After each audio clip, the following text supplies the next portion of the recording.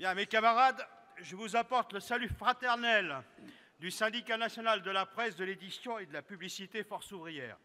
Tout d'abord, je tiens à vous dire que nous voterons pour le rapport d'activité et pour le rapport de trésorerie. Je voulais intervenir sur la modernisation du dialogue social. Voilà donc un sujet essentiel pour le MEDEF. Mais il ne faudrait peut-être pas nous prendre pour des jambons. Pourquoi accepter de remettre en cause des décennies de représentation du personnel mis en place par nos prédécesseurs, que ce soit les délégués du personnel dans les entreprises de 11 salariés, nos comités d'entreprise ou d'établissement ou nos CHSCT pour les plus de 50 salariés, sans oublier les délégués syndicaux. La contrepartie était de représenter les salariés des entreprises de moins de 10. Comment peut-on imaginer qu'une organisation syndicale digne de ce nom accepte de sacrifier des milliers de délégués dans toute la France? Ça serait courir à leur perte pour certaines. Ah oui, il y a la CFDT qui est d'accord sur tout pour faire plaisir au patronat. Les miettes qui étaient proposées ne permettaient même pas de rentrer dans les petites entreprises, mais selon nous, cela ne méritait pas de se faire harakiri comme voulaient le faire certains. Nous devons défendre et assister les salariés des entreprises de moins de 10 quand ils viennent nous voir. Nous connaissons les conventions collectives que nous avons négociées. Nous savons les faire appliquer.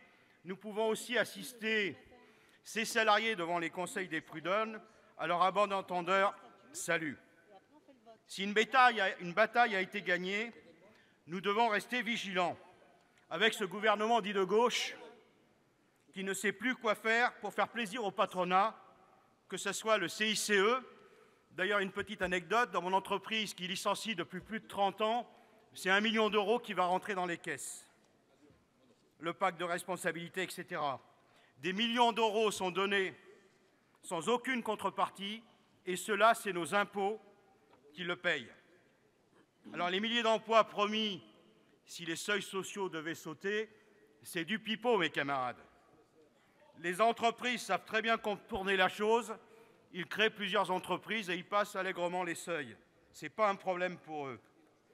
Si le gouvernement devait reprendre le projet de fusion des institutions représentatives du personnel, alors qu'il fasse de même avec le Sénat, la Chambre des députés, et tant qu'on y est, au diable l'avarice, le Conseil économique et social.